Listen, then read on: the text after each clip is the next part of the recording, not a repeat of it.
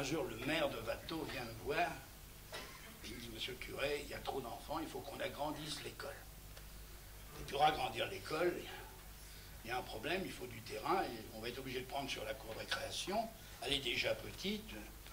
Acceptez-vous qu'on prenne sur le presbytère? Moi, généreux, comme c'était pas à moi, je dis, vous pouvez toujours. Mais je dis, écoutez, je vais quand même demander l'avis de l'archevêché.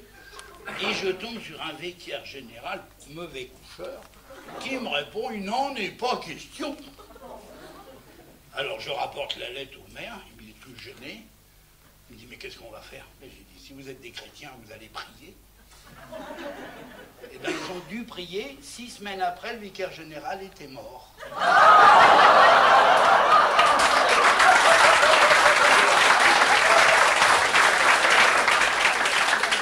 Vous voyez que le bon Dieu arrange bien les choses.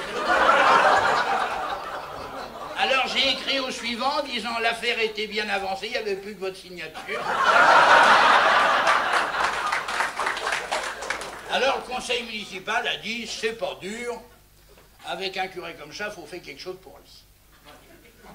Il faut vous dire, c'est délicat à dire devant tout le monde ça, mais pour les choses, j'étais obligé d'aller au fond du jardin dans une vieille guérite allemande.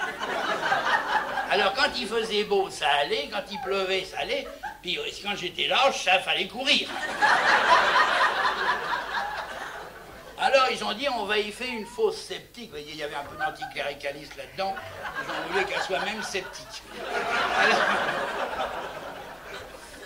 Et alors ils l'ont mis dans l'école, mais tourné vers le presbytère, vous voyez, en enclave comme ça dedans.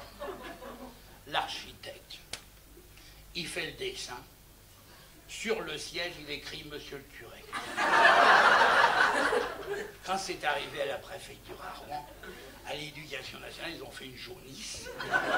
Jamais on a vu un curé siéger dans l'école laïque. Refusé.